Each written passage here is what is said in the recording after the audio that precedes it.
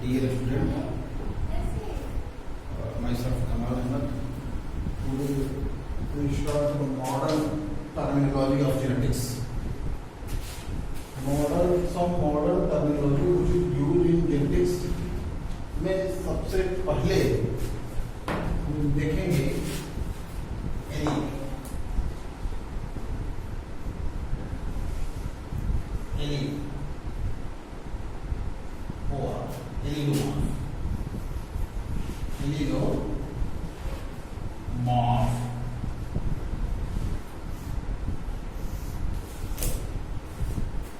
इसका सीधा साधा डेफिनेशन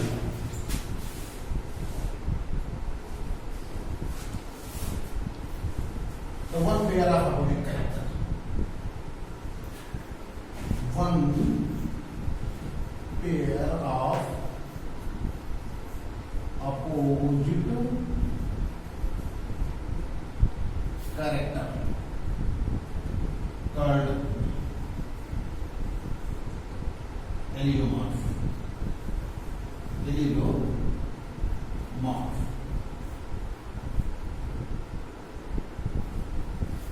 तो एक लाइन का डिफिनेशन है one pair of opposite character called allele या एलीलोमॉर्फ. इसका क्या मतलब हुआ कि मेंडल ने जो सेविल कैरेक्टर का सिलेक्शन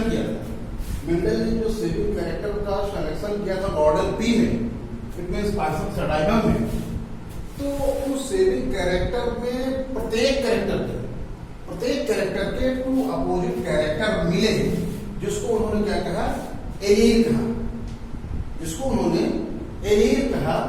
जैसे अगर हम लेंथ ऑफ प्लांट की बात करें,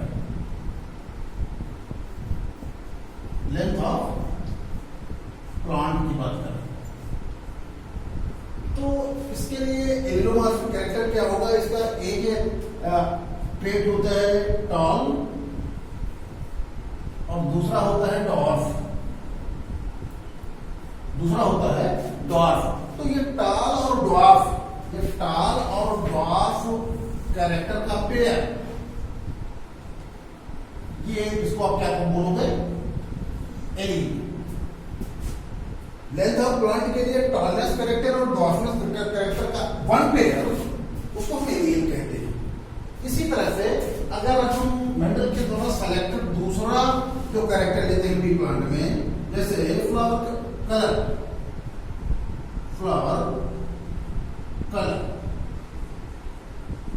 अगर हम इस कैरेक्टर के लिए टू अपोजिट कैरेक्टर को देखें या वन पेयर अपोजिट कैरेक्टर को देखें, तो इसके लिए मिलेगा आपको रेड फ्लावर और दूसरा होता है व्हाइट फ्लावर.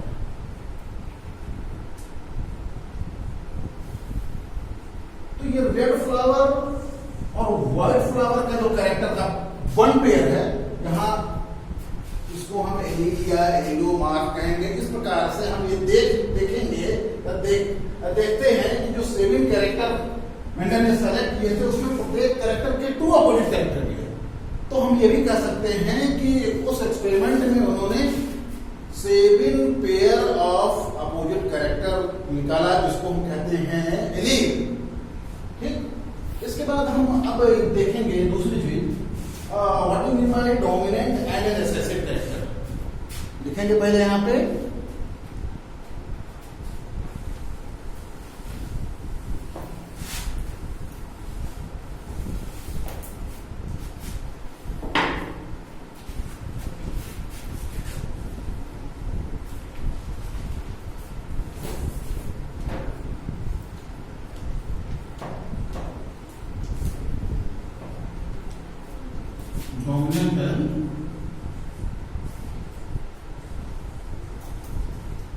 recessive correct.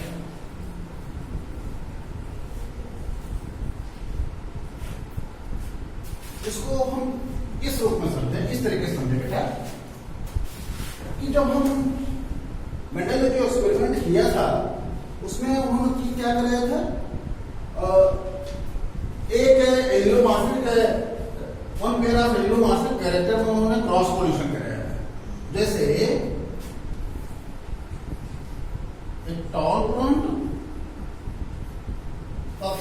तरह दिया उन्होंने डॉट प्लांट,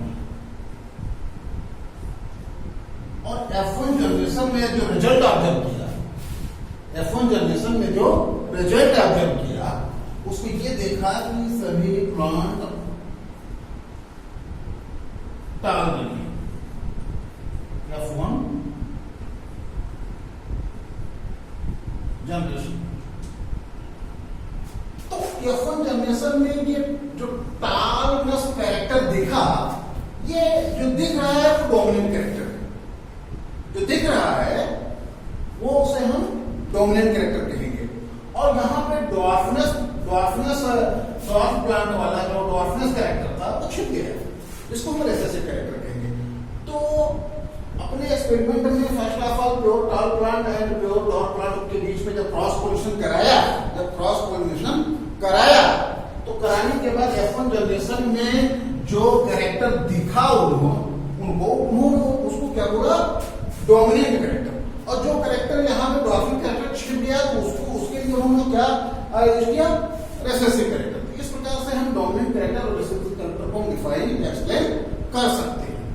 इसके बाद हम देखते हैं तीसरी पॉइंट होगी, तीसरी टर्म आती है पहले मोनोहाइब्रिड क्रॉस।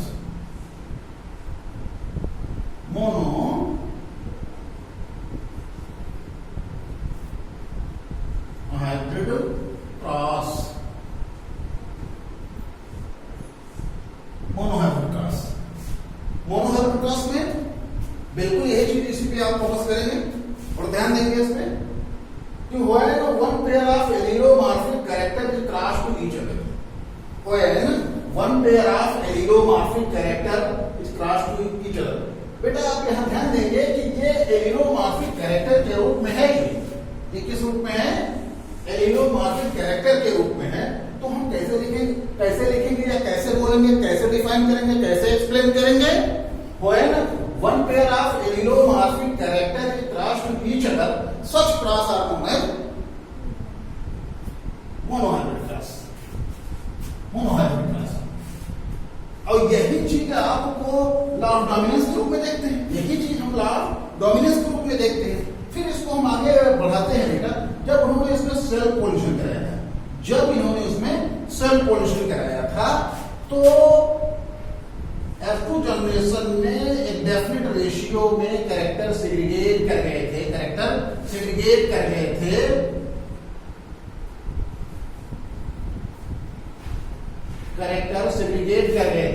तो यहाँ पे डिफाइन किए थे, आपको बताया होगा हमने कि ये लॉ ऑफ सेग्रीगेशन है। तो it means you can say the monohybrid cross are utilized in law of dominance and law of segregation। हम ये कह सकते हैं कि मोनोहाइब्रिड क्रॉस का इस्तेमाल लॉ ऑफ डोमिनेंस में होता है और लॉ ऑफ सेग्रीगेशन में होता है। ठीक, इसके बाद प्यारे हम फोर्थ नंबर लेते हैं। फोर्थ टर्म है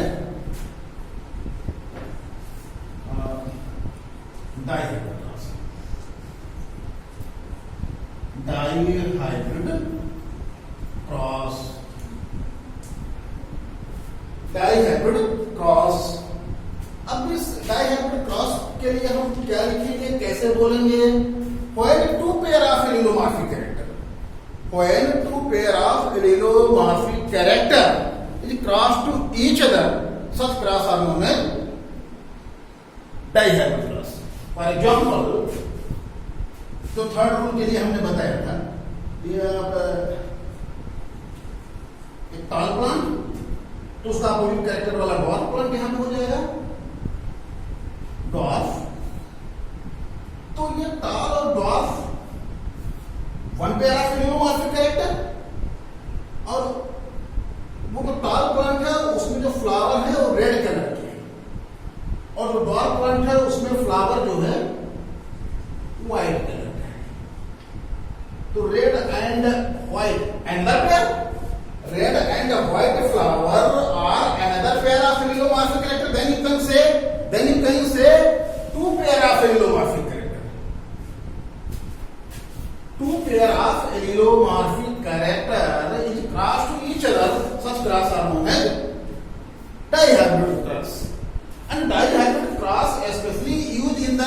law of independent assortment, this is the third rule of Mendel.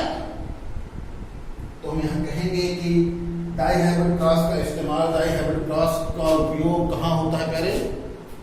Mendel के तीसरे नियम में, जिसको हम लॉ ऑफ इंडिपेंडेंट असॉर्टमेंट कहते हैं। ध्यान देंगे कि first rule law of dominance और लॉ ऑफ सेग्रीगेशन में मोनोहाइब्रिड क्रॉस का इस्तेमाल होता है, और डाइहेब्रिड क्रॉस का इस्तेमाल मेंडल के तीसरे नियम, जिसको हम लॉ ऑफ इंडिपेंडेंट असॉर्टमेंट कहते हैं। इसके बाद हम देखेंगे जीनोटाइप एंड फिनोटाइप। पांचवा टर्म है जीनोटाइप एंड फिनोटाइप। जीनोटाइप और फिनोटाइप 1909 में जॉनसन, साइंटिस्ट था जॉनसन, उस बंदे ने सबसे पहले जीनोटाइप और फिनोटाइप टर्म को प्रपोज किया था।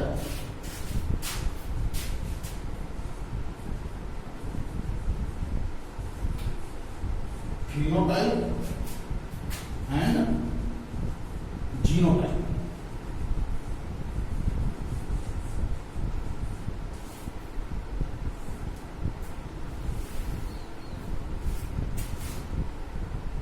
ध्यान देंगे, सबसे पहले आप ये लिखेंगे in the year 1909 Johnson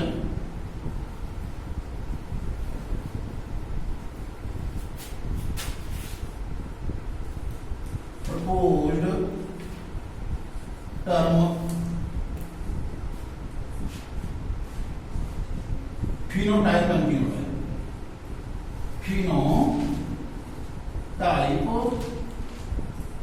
and genotype,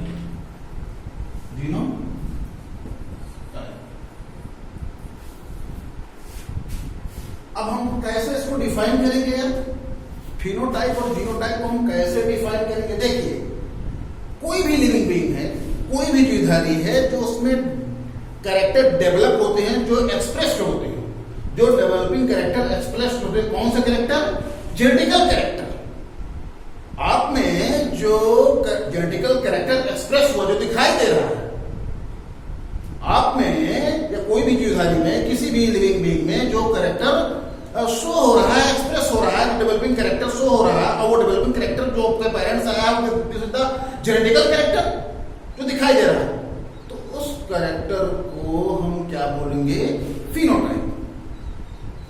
how to looking, आपकी लेंथ क्या है, आपके हेयर कलर क्या है, आपकी आंखों के रंग क्या है ना? तो वो सारे जो जेनेटिकल कैरेक्टर आप होल्ड कर रहे हो अपने पेरेंट्स से, वो दिस इज जेनेटिकल कैरेक्टर, और उसी जेनेटिकल कैरेक्टर को यहाँ इस रेफरेंस में हम क्या बोलेंगे बेटा? फिनोटाइप। क्या बोल देंगे? फिनोटाइप। अब सवाल यह उठता है कि हम जीनोटाइप किसे कहेंगे? जीनोटाइप किसे कहेंगे? तो कोई भी जेनेटिकल कैरेक्टर जो आप होल्ड करते हो, कोई भी जेनेटिकल कैरेक्टर जो आप होल्ड करते हो, उसके लिए वन पेयर ऑफ जीन जिम्मेदार होती है, वन पेयर ऑफ जीन जिम्मेदार होती है। तो उस जेनेटिकल कैरेक्टर को होल्ड करने वाले या लाने वाले वन पेयर ऑफ जीन को हम जीनोटाइप कहते हैं। मतलब जेनेटिकल कैरेक्टर जो दिख रहा है, जेनेटिकल कैरेक्टर जो दिख रहा है, उसके लिए रिस्पॉन्सिबल जीन पेयर को हम जीनोटाइप कहेंगे। ओके, फॉर एग्जाम्पल ये तीन तरीके से होते हैं बेटा। इसको हम कैपिटल डी के रूप में देख सकते हैं, स्मॉल डी के रूप में देख सकते हैं, और ये कैपिटल डी स्मॉल डी के रूप में देख सकते हैं। ये what is capital D, what is small D, what is capital D small D, it is explained in next heading that is homozygous and heterozygous. Homozygous and heterozygous. So now let us start homozygous and heterozygous. Homozygous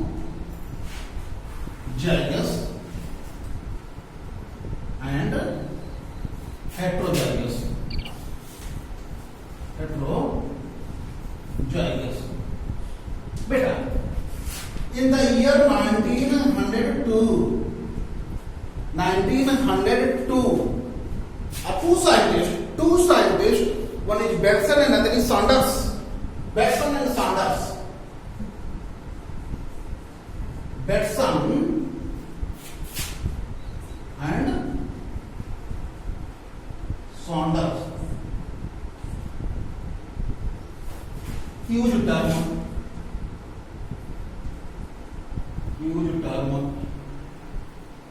क्या homozygous and heterozygous, homozygous and heterozygous.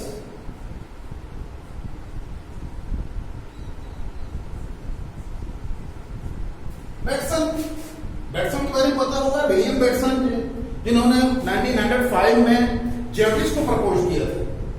Genetics word को propose किसने किया था, point किसने किया था? William Bateson ने।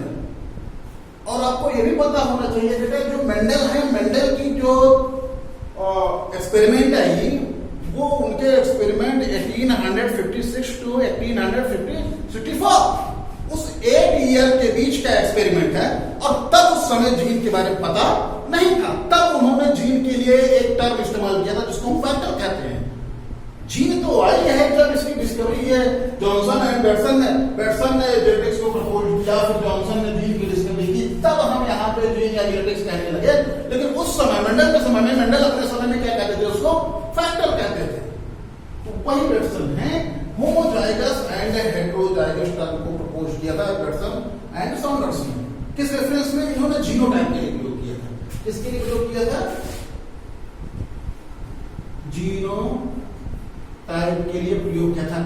कहने का मतलब यह है बेटा कि अगर जीनोटाइप में टू जीन आर आइडेंटिकल,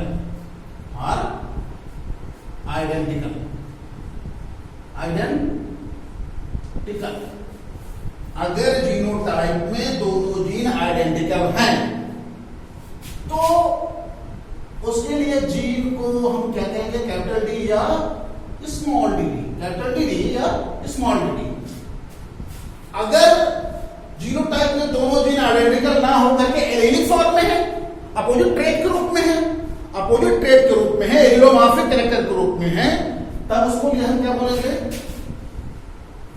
अगर ये एलिलोमॉर्फिक कैरेक्टर के रूप में है या एलिलिक फॉर्म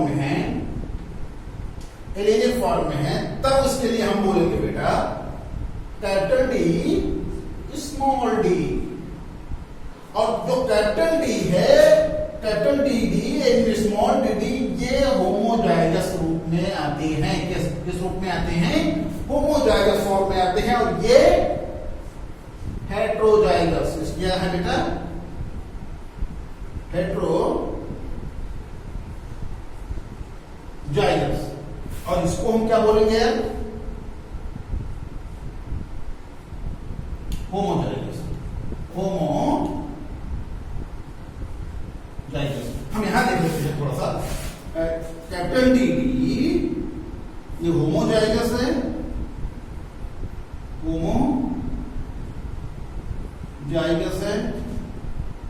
और small D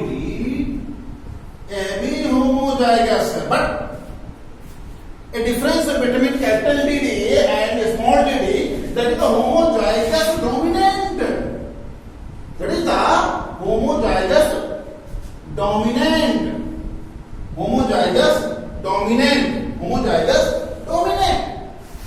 And this is the homozygous recessive. यह क्या होगा? homozygous recessive होगा। तो हम ये कह सकते हैं कि capital D this is the homozygous dominant and small D is the homozygous recessive. क्यों? क्योंकि इसमें दोनों जो जीनोटाइप के जीन है वो आइडेंटिकल है, कॉमन है, समान है। और इसमें डिफरेंट है, वो एलिलिक फॉर्म में, इसलिए ये हेटेरोजाइगस कंडीशन में होगा। इस प्रकार से इसको हम समझ सकते हैं कि होमोजाइगस और हेटेरोजाइगस क्या है। फिर इसके बाद 8वां टर्म आता है पहले बैकक्रॉस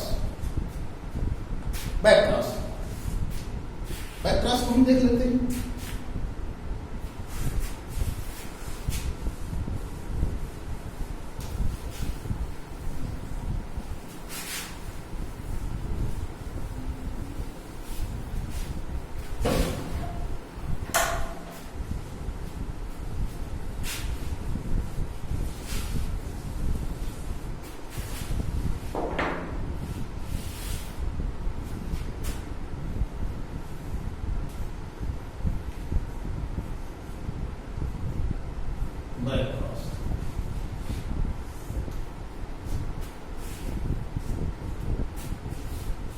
चूंकि हम होमोजाइगस और हेटेरोजाइगस कंडीशन जान चुके हैं तो थोड़ा सा सिंपल फॉर्म में हम देखेंगे।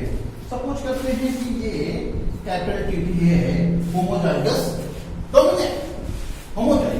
डोमिनेंट और इसको हम क्रॉस करा दें होमोजाइगस रेसेसिव।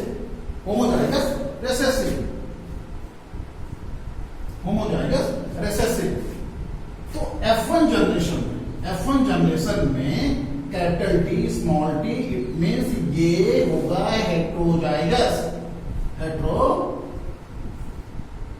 फॉर्म में। ये F1 जनरेशन है। क्या है?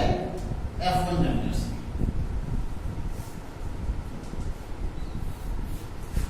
ये होगा होमोजाइगस डोमिनेंट और इसको हम कहेंगे क्या? Homozygous recessive. ठीक, ये तो हो गई जनरल बात जो आप प्रीवियस वीडियो में आप देख चुके होंगे। अब सवाल ये हमारी टॉपिक है बैक क्रॉस। तो पहले हम इसको डिफाइन करेंगे कि जब हम वन पेयर ऑफ एलियोमॉर्फिक कैरेक्टर के बीच में क्रॉस कराते हैं तो F1 जनरेशन में जो रिजल्ट आता है हेटेरोजाइगस कंडीशन में उसका क्रॉस हम उसके किसी एक पैरेंटल प्लांट से कराएंगे। मतलब इसका क्रॉस हम इससे कराएंगे। इस हेटेरोजाइगस जो डोमिनेंट है यहाँ पे इसका क्रॉस हम इससे करा दें या इससे भी करा सकते हैं।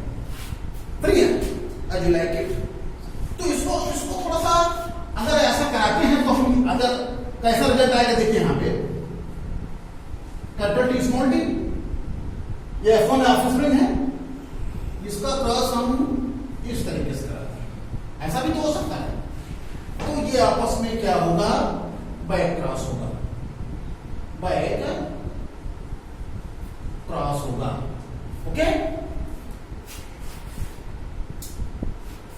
या फिर इसी के क्या शर्त दिया है कि हम फ्री हैं, इसमें से भी करा सकते हैं, इसमें से भी करा सकते हैं। तो ऐसा भी तो हो सकता है कैपिटल टी स्मॉल टी इसका क्रॉस हम कराएं स्मॉल टी तो such cross also known as back cross. ये भी अपने आप में क्या होगा? बैक क्रॉस कहलाएगा। यानी हम ये कह सकते हैं F1 जनरेशन में जो रिजल्ट प्राप्त हुआ है, किसी भी क्रॉस में जो F1 जनरेशन में रिजल्ट प्राप्त हुआ है उस ऑफस्प्रिंग का क्रॉस उसके दोनों पेरेंट्स में से किसी एक से हम करा दें। इसका क्रॉस है हम इससे करा दें और इसका क्रॉस है हम इससे करा दें।